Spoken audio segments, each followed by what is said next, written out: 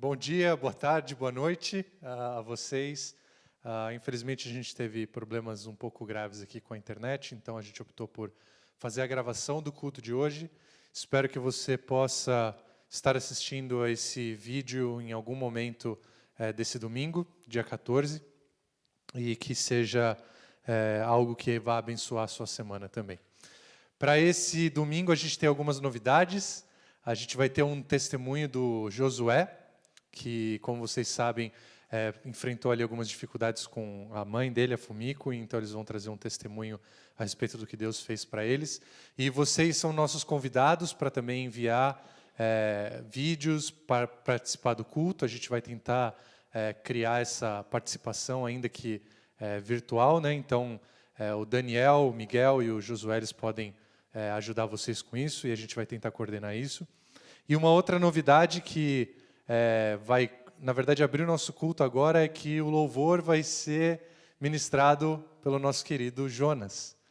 Então, o Miguel vai colocar aí o louvor e espero que seja abençoador e prepare todos nós também para a mensagem. Oi, gente, tudo bem?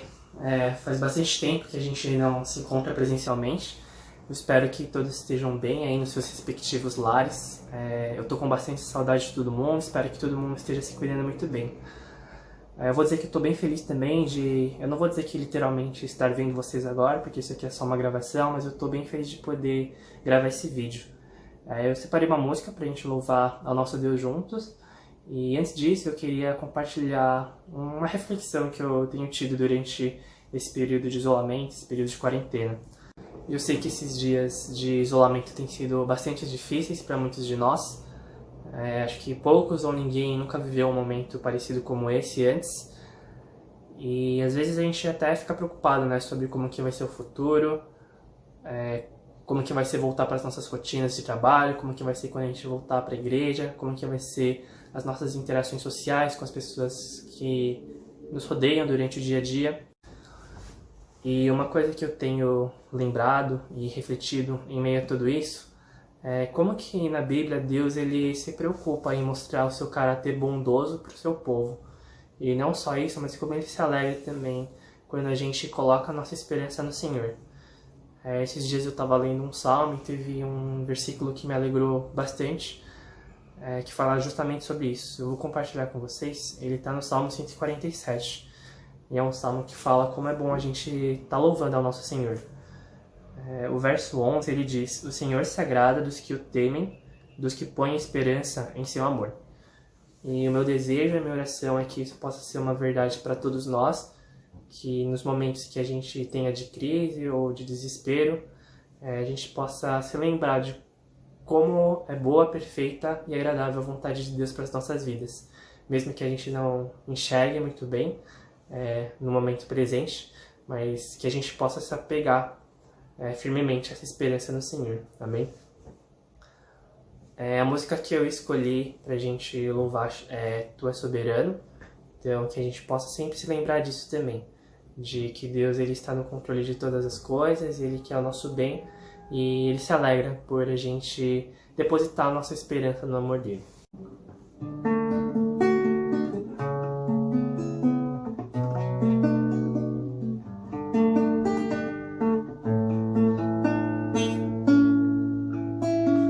Tu és soberano sobre a terra e sobre os céus, Tu és Senhor absoluto. Tudo o que existe e acontece, Tu sabes muito bem. Tu és tremendo. Tu és soberano sobre a terra e sobre os céus, Tu és Senhor absoluto. Tudo o que existe e acontece, Tu sabes muito bem. Tu és tremendo. E apesar dessa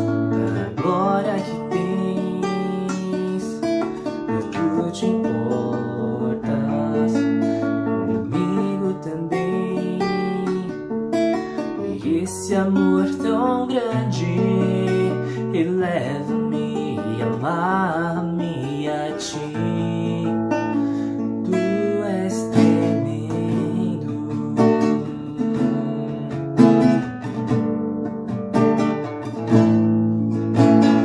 Tu és soberano sobre a terra, sobre os céus. Tu és Senhor absoluto.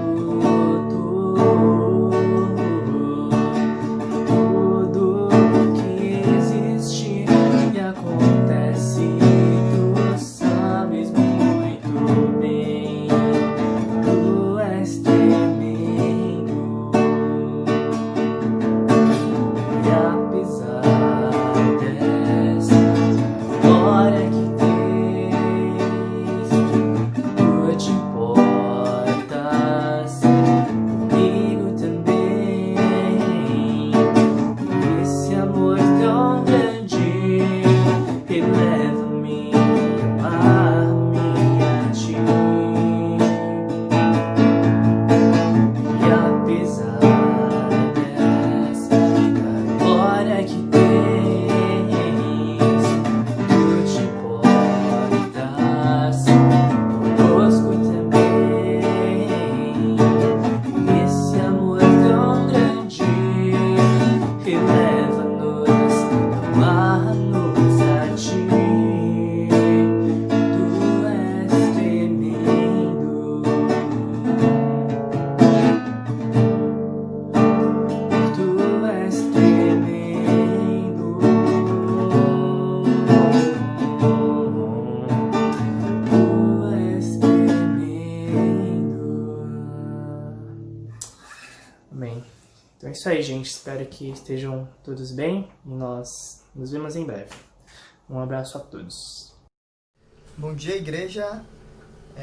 Estou muito feliz de poder estar aqui com a minha mãe, compartilhando no culto de domingo, né? Poder dar um testemunho breve. E eu quero muito agradecer à igreja, né? Por essa última semana que eu passei, né? Eu e minha mãe. Todos sabem que minha mãe ela foi infectada pelo Covid-19. A gente descobriu o resultado numa segunda-feira à noite, que ela tinha sido contaminada. E ela estava se sentindo bem nessa noite, né? Só um pouquinho com dor muscular, dor de cabeça. Mas aí na terça-feira de manhã, então, nós fomos para o hospital para ver qual a medicação e o melhor tratamento por causa dela. E a gente foi pensando que ia voltar, né, depois de 1 hora. Ia ser só um atendimento para ver realmente como tratar essa doença em casa, né? Mas aí durante a triagem no hospital, a minha mãe começou a sentir dificuldades respiratórias. E aí eu já fui mandado para uma sala de espera, né? E nisso, no final, a gente acabou ficando 12 horas, né? Eu no caso, eu fiquei 12 horas, minha mãe ficou um pouco mais de 1 semana. E isso foi um choque, né? Porque a gente foi achando que ia ser uma coisa rápida, né? Mas no final, teve todo esse tempo. Mas a gente vê como Deus é bom, né? A dificuldade respiratória, né? Que é quando os sintomas começam a ficar mais graves e precisar de um atendimento mais de perto dos médicos, minha mãe começou a sentir essa dificuldade somente no hospital. Ou seja, o atendimento foi imediato, né? O socorro veio na hora. Então a gente dá graças a Deus por isso, né? E também a gente dá graças a Deus por todos os irmãos que têm nos apoiado, né? Muitas pessoas oraram, mandaram mensagem, me ligaram, sempre perguntavam se estava tudo bem, se precisavam de alguma coisa, né?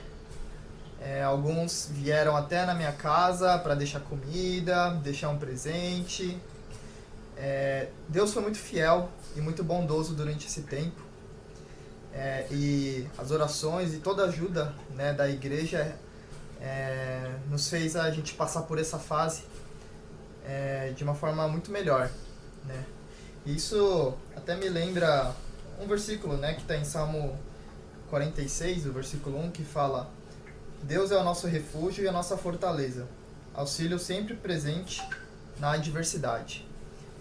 Então foi exatamente isso que eu senti, né? E sou muito grato realmente pela igreja de Deus, pelos irmãos que Deus colocou na minha vida, pela família, pelos amigos, né?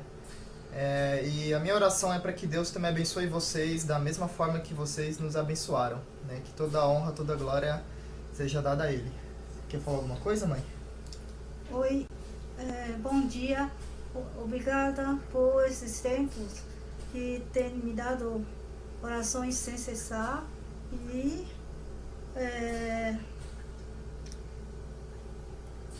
bastante apoio. Só tenho que agradecer. Muito obrigada.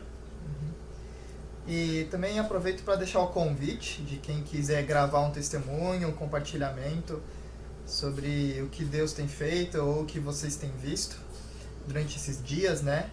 É uma forma da gente poder se sentir um pouco mais unido, né? Um pouco mais como igreja, né?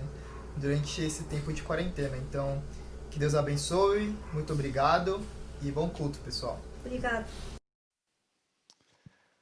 É uma alegria poder ouvir a voz do Jonas, a voz do Josué, da Fumiko, inclusive com uma participação especial ali do Coto, o gato do Josué. Então, espero que a gente consiga fazer isso mais para as próximas semanas. Então, espere aí o contato do pessoal da mídia aqui para você também gravar um testemunho, para que a gente possa, de alguma forma, manter a comunhão, mesmo que à distância. Então, vamos lá.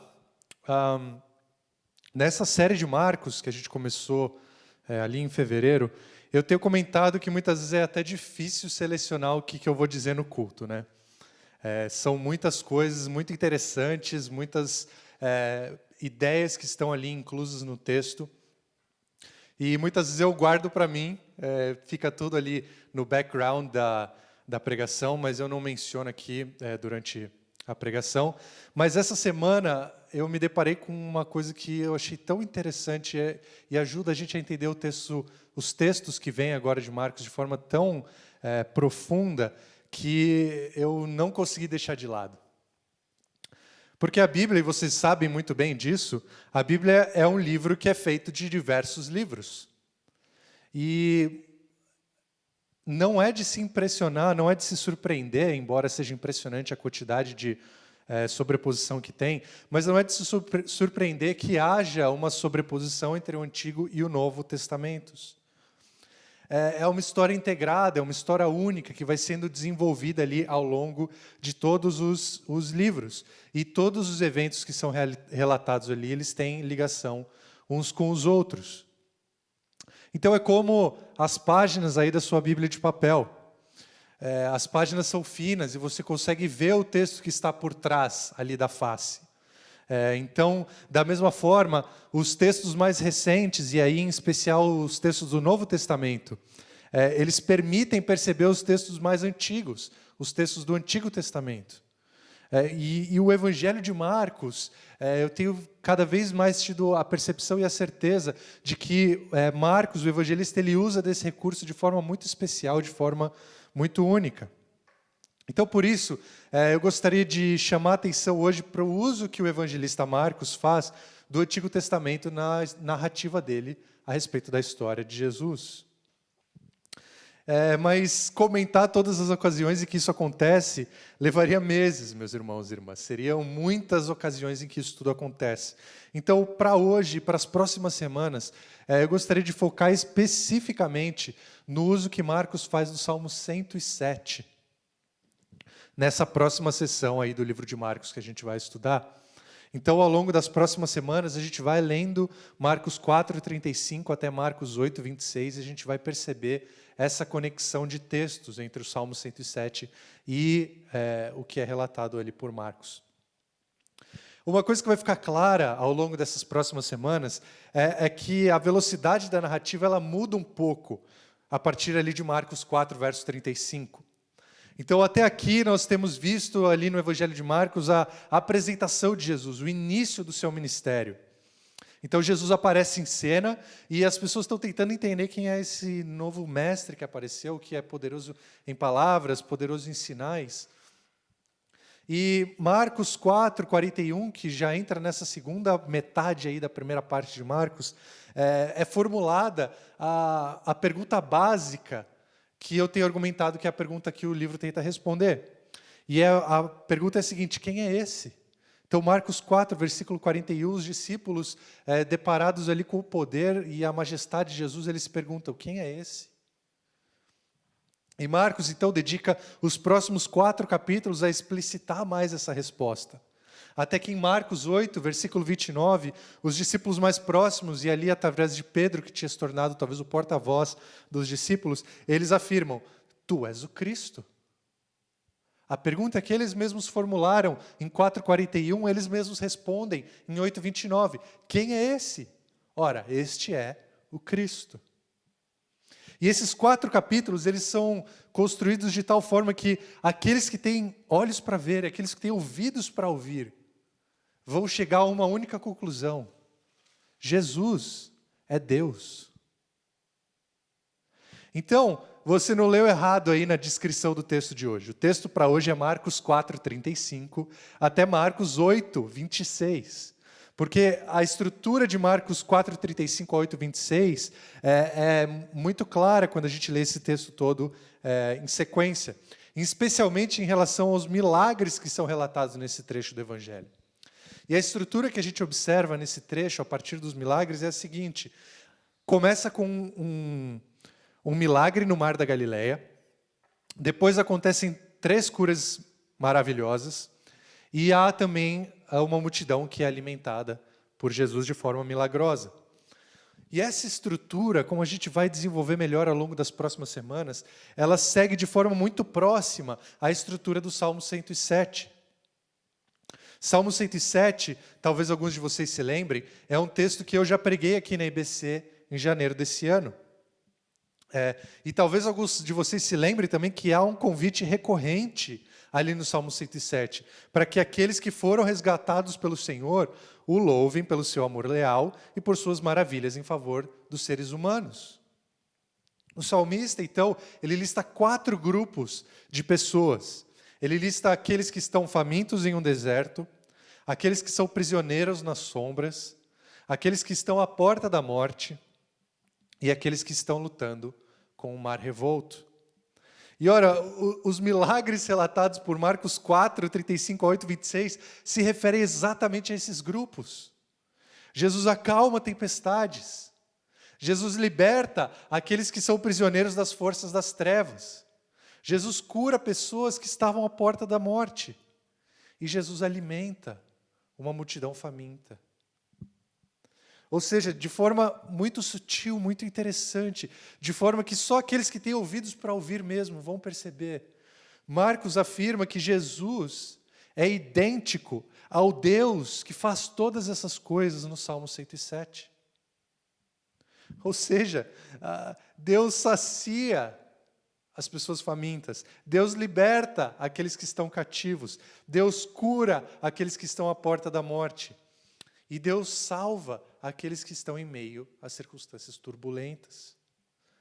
E todas essas pessoas são convidadas no Salmo 107 a louvar a Deus, porque Deus ouviu o clamor deles e Deus os resgatou.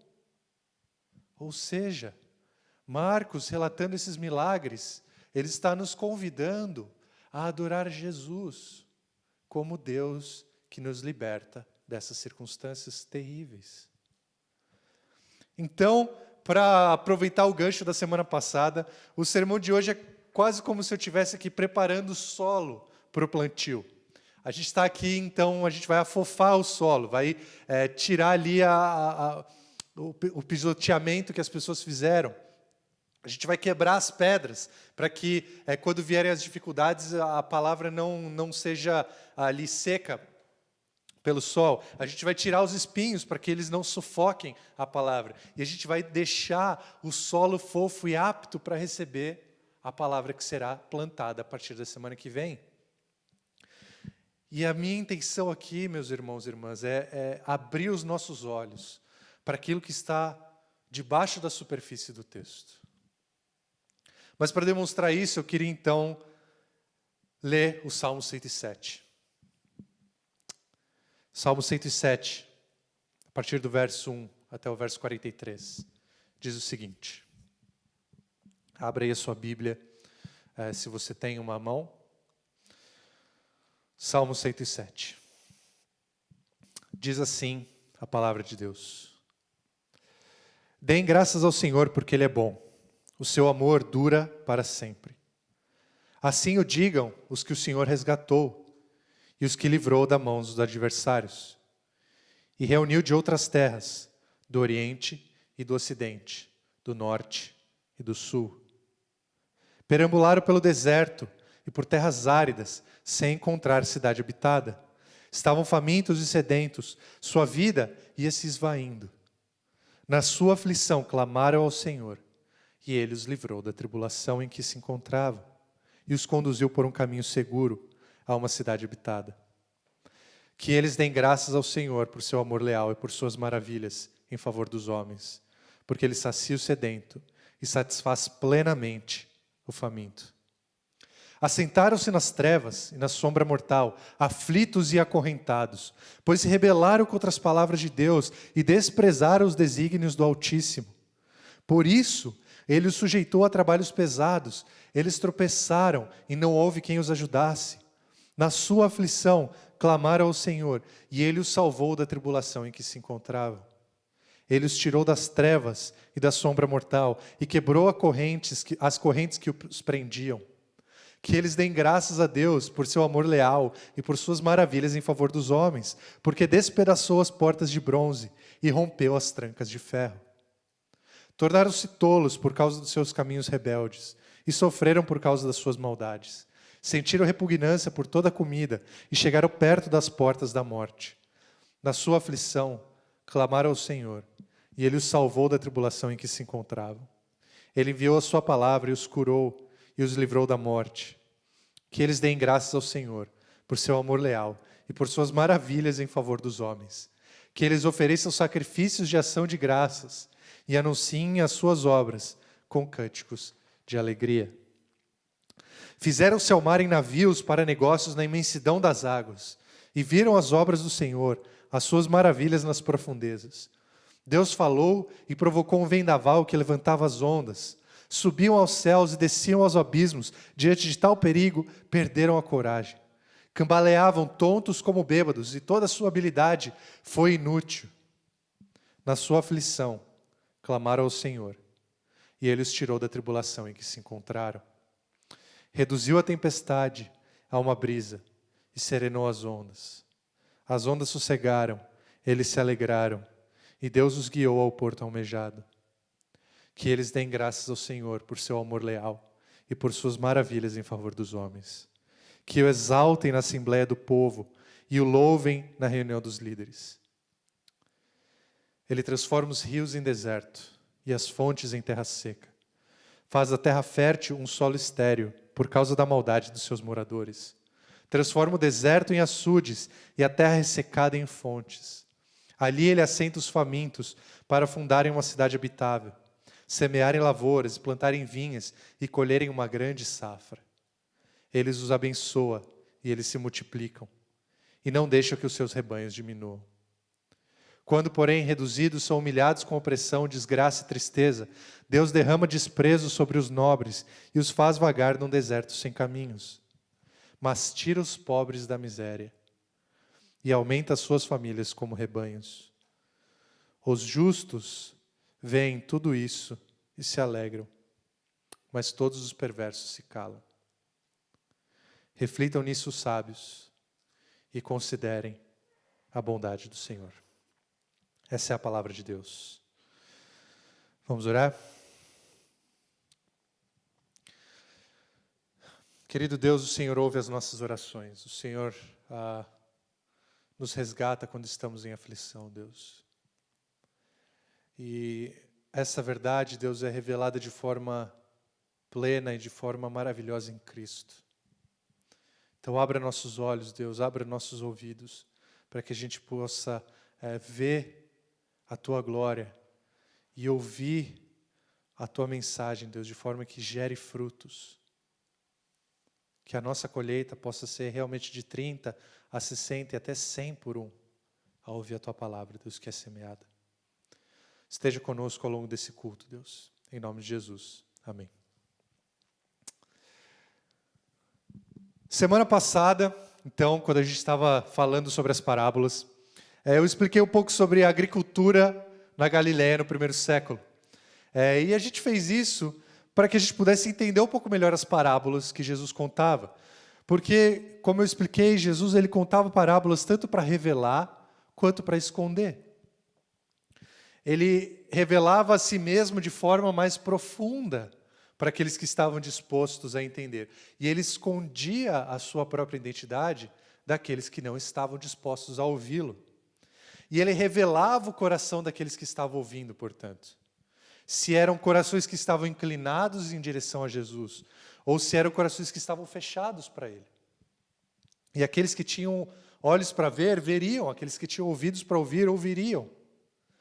Mas, como a gente não é morador ali do Oriente Médio no século I, talvez a gente ficasse um pouco de fora dessas parábolas. Então, para entender melhor elas, era necessário saber um pouco mais sobre a agricultura. Sobre a vida diária daquelas pessoas, sobre as experiências, as expectativas que aquelas pessoas que ouviam Jesus ali naquele momento tinham. Então, aprender um pouco sobre as práticas agrícolas daquelas pessoas abriu uma nova possibilidade de entendimento para as parábolas. E eu tenho comentado também, e semana passada eu falei rapidamente sobre isso, que a vida de Jesus é como se fosse uma parábola. As coisas que Jesus fazia, as coisas que Ele falava, o lugar de onde Ele veio, todas essas coisas somadas revelavam a verdadeira identidade de Jesus. Porque uma parábola nada mais é do que uma narrativa a respeito de acontecimentos reais. Contada não só porque você tem um interesse ali jornalístico no que está sendo relatado, mas para revelar algo que é verdadeiro.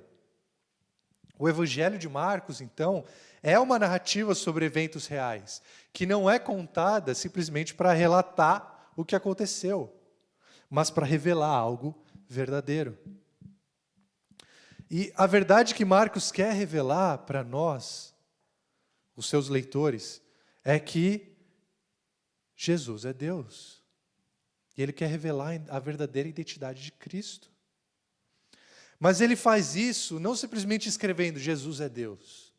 Ele faz isso escrevendo uma boa narrativa, com uma boa dose de suspense, onde todas as respostas já estão ali presentes desde o início, mas só depois que toda a trama se desenvolve, a gente percebe o que está acontecendo. Ou seja, é um livro que exige que a gente releia ele ao final, para que a gente pegue todas as referências, para que a gente perceba todas as coisas que já estavam ali sendo reveladas desde o início. E só então, depois que toda a história foi contada, faz sentido. Então, juntando essas três coisas, o primeiro, o fato de que nós não somos moradores, então, do Oriente Médio no primeiro século. Segundo, o fato de que Marcos é uma narrativa, uma parábola, que gira ao entorno da identidade de Jesus. E terceiro, que o Evangelho de Marcos ele requer uma releitura para que a gente possa perceber as nuances e as referências que Marcos faz ao longo do livro. É só quando a gente percebe essas três coisas, a gente entra nesse mundo que a gente percebe a profundidade do que está sendo revelado em Marcos. E, inclusive, eu gostaria de encorajar vocês, desde já, a ler o Evangelho de Marcos de ponta a ponta. Talvez aí um capítulo por dia, ao longo das próximas semanas. E quando você terminar de ler todos os capítulos, vai demorar ali cerca de 2 semanas e meia, você começa a ler de novo. E faz isso umas 3 vezes, pelo menos. Eu tenho certeza que vai ajudar a tirar muito mais dessa série que a gente está fazendo. E a narrativa ela vai começar a fazer muito mais sentido. Vocês vão aproveitar mais as pregações e para citar o que Jesus falou em suas parábolas, a medida que vocês medirem será usada para medir vocês, e o esforço e a diligência que cada um de nós colocar para entender a narrativa de Marcos vai ser usada para nos dar de volta tudo aquilo que nós vamos receber, e ainda mais nos será acrescentado, como nosso Senhor Jesus nos ensinou. Mas, considerando novamente que nós não somos moradores do Oriente Médio Antigo e que a vida de Jesus em si é uma parábola e que o Evangelho de Marcos essa parábola, conta essa parábola para revelar e ocultar a identidade de Cristo. Vai ser muito produtivo se a gente começar, então, o sermão de hoje falando sobre um pouco da cultura judaica no século I. E existem várias coisas que fazem parte de uma cultura que fazem sentido só para as pessoas que fazem parte daquela cultura específica. Então, se, por exemplo, eu começar a cantar essa música aqui. Pá, pá, pá, pá, pá, pá, pá, pá, pá, pá, pá, pá, pá, pá, pá, pá, pá, pá, pá, pá.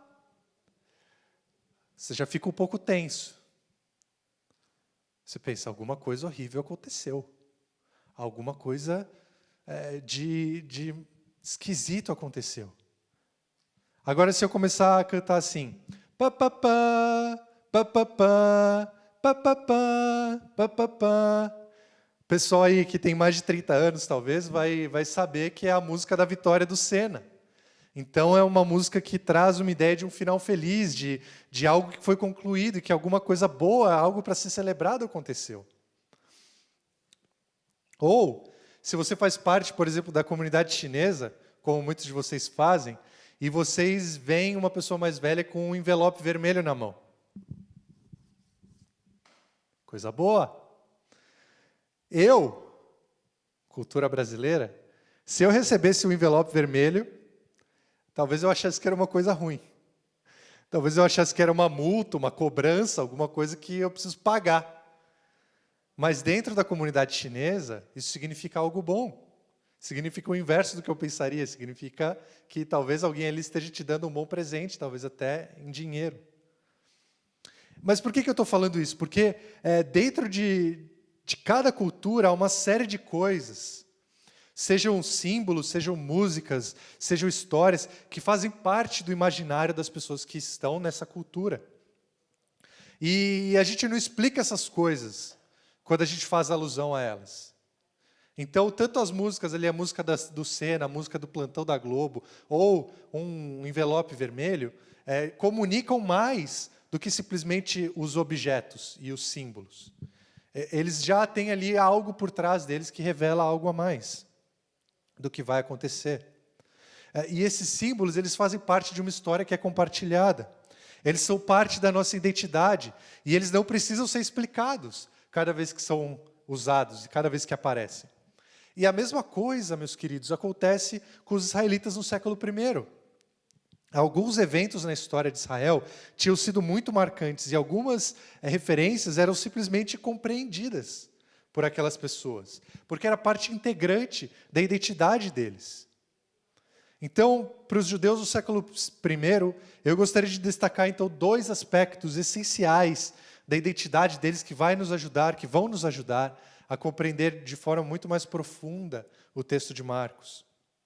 E se esse é o assunto que te interessa, essa intertextualidade, esse uso do Antigo Testamento no Novo, essa questão de cultura aí judaica do século I, lembrando que Jesus era um judeu do século I, não é mesmo? Eu posso indicar alguns livros para vocês, é muito interessante, eu confesso que essa semana eu caí na toca do coelho, eu fui atrás dessas informações, eu passei muitas horas lendo, muito interessante, coisas até que não tinham nada a ver com o texto de Marcos, mas que estavam muito interessantes. Então, se você quiser saber mais sobre esse assunto, eu posso passar alguns livros, alguns textos para você. Eu tenho certeza que vai ser muito proveitoso para o seu estudo. Mas os 2 aspectos essenciais da cultura judaica do século I que eu gostaria de destacar hoje são 2, né? O monoteísmo e as escrituras. E essas 2 coisas eram muito importantes para a identidade de Israel quando Jesus veio. Repito, Jesus era um judeu do século I e ele compartilhava dessas estruturas. E essas 2 coisas, o monoteísmo e o Antigo Testamento, elas são assumidas por Marcos quando ele escreve o seu evangelho. E a primeira delas, o monoteísmo, pode parecer uma coisa óbvia para nós. Afinal, quase ninguém mais adora os deuses do panteão grego, por exemplo. Ontem eu estava vendo alguns dados sobre religião no mundo, e as 2 maiores religiões do mundo hoje em dia, que abarcam talvez mais da metade das pessoas, são religiões monoteístas, que são o cristianismo e o islamismo. E se você acrescenta ainda os judeus nessa mistura, ainda mais pessoas são monoteístas hoje em dia.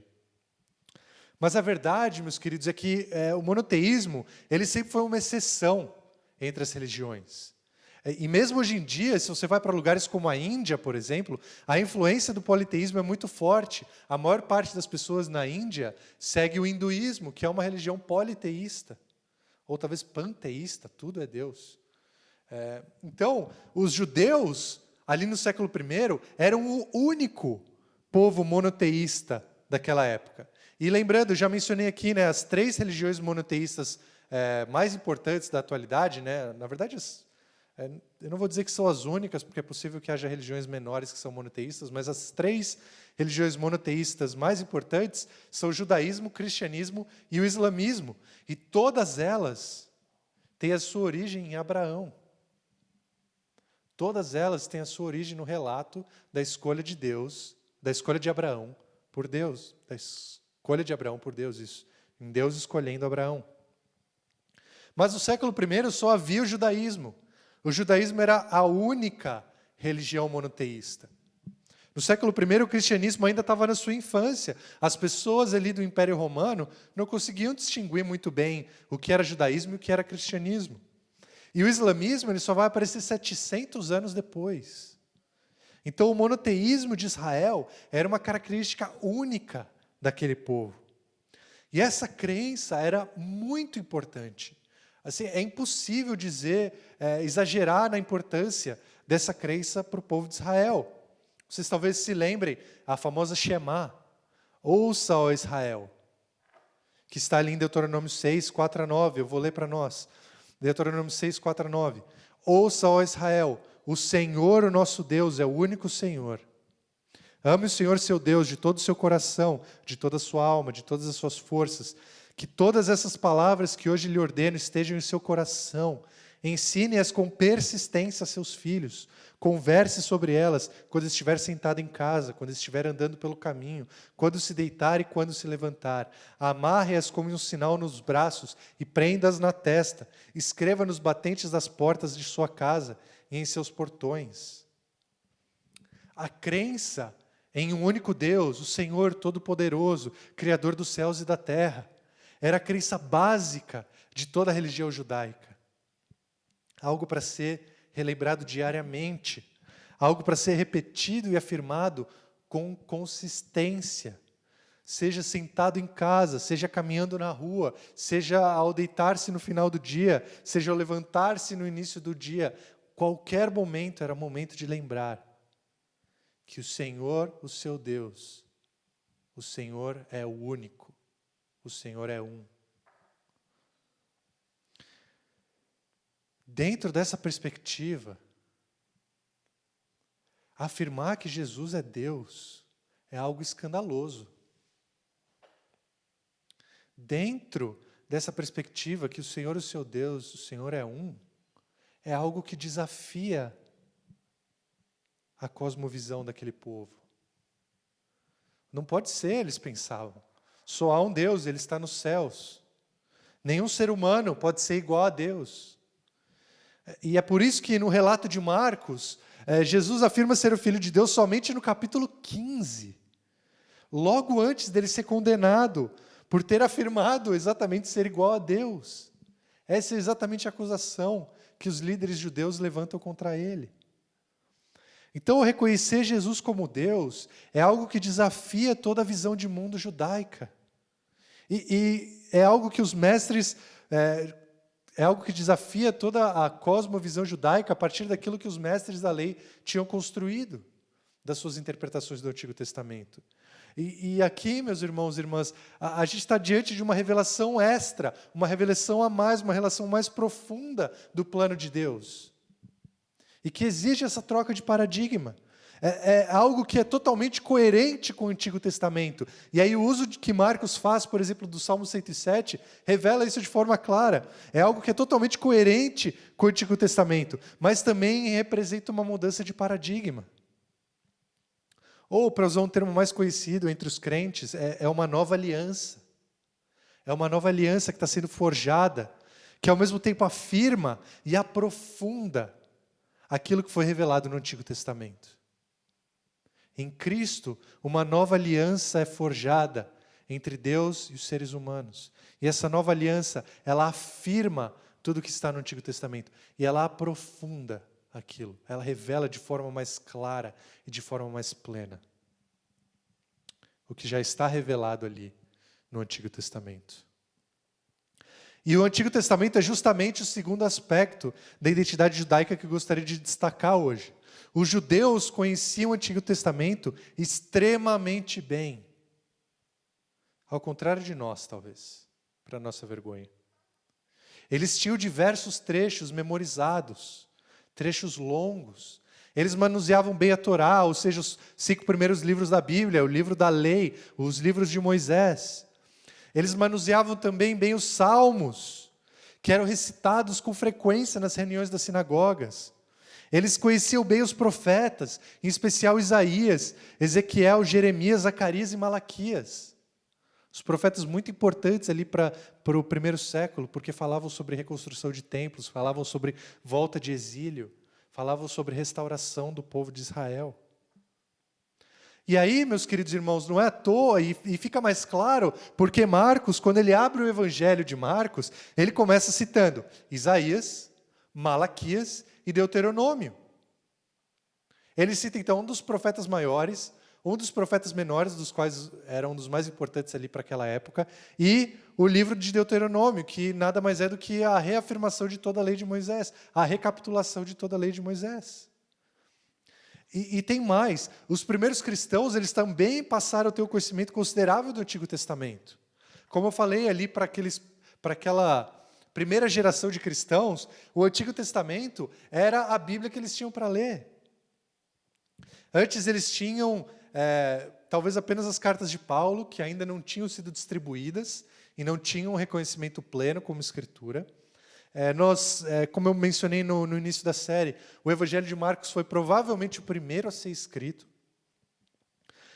E eles tinham o que para ler como escritura? O que para eles revelava Cristo? O testemunho dos apóstolos e o Antigo Testamento. E esse Antigo Testamento ele estava disponível para todos. E nesse contexto, alguns trechos do Antigo Testamento se destacavam. Então eu falei a Shema, né? A Shema era um trecho que era bastante recitado, lembra? Ouça, ó Israel, o Senhor, o seu Deus é um, o Senhor, o seu Deus é o único. Então a Shema era um texto muito conhecido e recitado, mas havia também, como eu mencionei, muitos salmos, porque eles eram musicados, eles eram recitados. E na época de Jesus, os salmos mais conhecidos eram os salmos do livro 5, do livro de Salmos.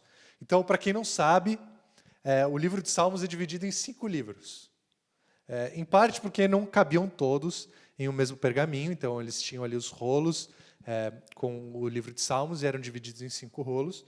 Mas também porque cada livro representa uma época diferente da história do povo de Israel. Os livros eles foram sendo escritos, os salmos foram sendo selecionados e foram sendo reconhecidos ao longo do tempo como escritura pelo povo judeu. E os salmos do livro 5 de Salmos eram bastante conhecidos porque eles eram recitados ao longo de várias festas judaicas. Então você tem ali no livro 5 os salmos de Aleluia, por exemplo, que são de 113 a 118, que eram recitados durante a Páscoa, por exemplo. É bem possível que Jesus, quando ele está ali na última ceia com seus discípulos, em que a Bíblia nos diz que ele cantou alguns salmos e depois foi para o Monte das Oliveiras, é bem possível que eles tenham recitado os salmos 113 a 118. É isso que está ali no pano de fundo da cabeça deles. A gente tem também os salmos de subida, ali no livro 5, 120 a 134, que provavelmente eram recitados pelos judeus enquanto eles subiam para Jerusalém, para as festas judaicas maiores. Então, Jerusalém fica no alto do monte, e eles subindo ali da região do Mar Morto, vindo ali de Jericó, subindo da região da Galileia, do Mar da Galileia, eles vêm subindo na estrada e vão recitando os salmos de subida. Ou seja, o livro 5 do livro de Salmos era talvez aí o número 1 das paradas de sucesso. Era conhecido, era recitado. Além disso, o livro 5 ele tem uma ênfase muito grande em Deus como rei, como redentor do povo. Fala muito sobre um retorno final do exílio, em que Israel será de novo uma nação soberana, louvando ao Deus soberano. Então fala para as expectativas daquele povo que clama para que Deus os ouça e os resgate de uma vez por todas, e que Deus derrote todos os inimigos e dê início ao reino de Deus na terra. E qual salmo abre o livro 5? O Salmo 107. Qual salmo abre esse livro tão utilizado no louvor de Israel no primeiro século? Esse livro que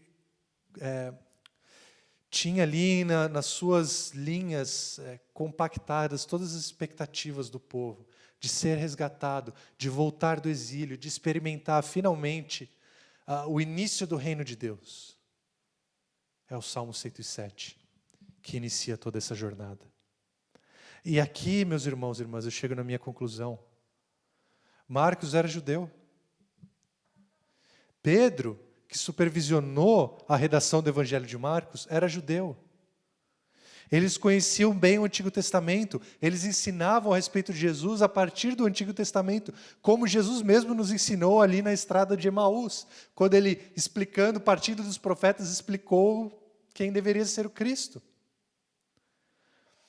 Eles tinham toda essa riqueza histórica e textual para usar em seu relato de Jesus Cristo. Eles compartilhavam dos símbolos de Israel e das referências culturais, que talvez nós não tenhamos tão forte, mas eles tinham como parte integral da sua identidade. E, ao mesmo tempo, afirmar com todas as letras, e simplesmente assim de forma brusca, Jesus é Deus, pode chocar algumas pessoas. Especialmente, talvez essa não fosse uma abordagem muito sábia, porque, e a gente tem visto isso, as expectativas que os judeus tinham a respeito de Cristo estavam equivocadas. As expectativas que o povo de Israel tinha a respeito do Messias estavam equivocadas. Então, simplesmente dizer que Jesus é o Cristo levantaria todas essas expectativas. E é por isso que Jesus se oculta. É por isso que Jesus se revela só para aqueles que têm ouvidos para ouvir, para aqueles que estão dispostos a ter a sua cosmovisão desafiada, para aqueles que estão dispostos a rever a sua releitura do Antigo Testamento à luz de uma nova revelação de Deus, uma revelação mais intensa e mais profunda, o próprio Deus habitando entre eles. Como alguns comentaristas dizem, há algumas verdades que, quando ditas, elas se tornam falsas. Porque simplesmente dizer isso de forma brusca vai levantar todas as expectativas equivocadas e vai fazer com que as pessoas fiquem ainda mais confusas. Quando essa situação é a verdade, quando isso está acontecendo, a abordagem direta é melhor. A abordagem parabólica é melhor. Porque ela revela de forma mais profunda. E ela oculta a verdade daqueles que não estão prontos para recebê-la. E é isso que Marcos faz. Ele alude a textos do Antigo Testamento que falam diretamente sobre Deus. E ele aplica esses textos a Jesus, sem mencionar eles diretamente. Mateus, por exemplo, outro evangelista, ele adota uma estratégia diferente. Ele cita os textos do Antigo Testamento com muito mais frequência. Marcos não, ele oculta as alusões que ele faz. Então, para que a gente entenda Marcos, para que a gente demonstre que tem olhos para ver, ouvidos para ouvir, a gente precisa aprender a ler a Bíblia como um todo. Da mesma forma como uma dessas Bíblias de papel que a gente usa. Da mesma forma como é possível olhar através das páginas finas do texto e ler o texto que está na página de trás. Nós precisamos aprender e desenvolver a habilidade de ver os textos que estão por trás quando se está relatando a história de Jesus. A gente precisa aprender a ler as referências do Antigo Testamento, no Novo Testamento, porque ao perceber essas referências, o nosso entendimento se aprofunda, meus irmãos, de uma forma intensa e sublime.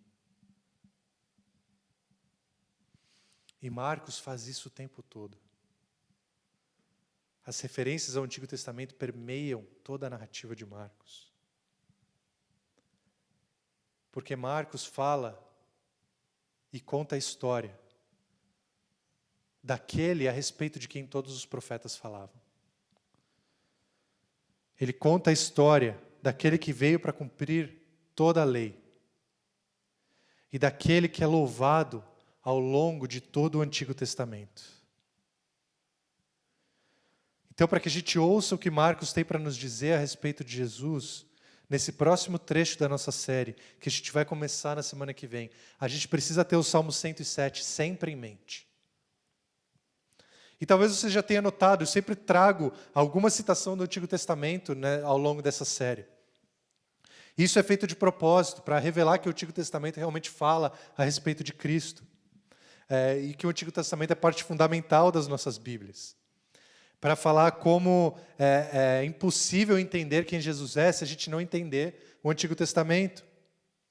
Então, ao longo das próximas semanas, eu já estou avisando vocês, eu vou fazer várias referências ao Salmo 107. Mas não só ao Salmo 107, mas especialmente a este Salmo, porque o Salmo 107, conforme aplicado por Marcos em seu Evangelho, revela sem sombra de dúvidas que Jesus é Deus e que Ele deve ser louvado como tal. Basta ter olhos para ver e ouvidos para ouvir. Vamos orar? Querido Deus, a sua revelação é profunda, a sua mensagem é extremamente... É profunda demais, Deus. A gente às vezes não tem nem palavras para explicar a respeito de quanto o Senhor nos revelou. E o Senhor fez isso, Deus, porque o Senhor nos ama, porque o Senhor é um Deus que deseja ser louvado como o Senhor merece. O Senhor não se oculta de nós, mas o Senhor se revela a nós. O Senhor não se oculta, melhor dizendo, daqueles que te procuram, daqueles que tateando estão atrás do Senhor. Nos dê olhos para ver, Deus, nos dê ouvidos para ouvir a Tua revelação profunda, sublime e eficaz em Jesus Cristo, Deus, que afirma o Antigo Testamento e aprofunda o que foi revelado pelo Senhor ali. Esteja conosco ao longo das próximas semanas, Deus, falando a nós, Deus, e que a Tua palavra encontre solo fértil em nosso coração. É isso que eu te oro, em nome de Jesus. Amém. Eu gostaria de encerrar, então, o culto de hoje, convidando vocês ou abençoando todos com os 3 primeiros versículos do Salmo 107. Então, recebam a bênção para essa semana. Como um desafio também. Deem graças ao Senhor, porque Ele é bom. O seu amor dura para sempre. Assim digam os que o Senhor resgatou, os que livrou, aqueles que Ele livrou das mãos do adversário, aqueles que Ele reuniu de todas as terras, do Oriente e do Ocidente, do Norte, do Sul, do Brasil, da China e de todos os países do mundo. Fiquem com Deus, meus queridos irmãos, louvem a Deus, porque Ele tem nos resgatado. Uma boa semana a todos.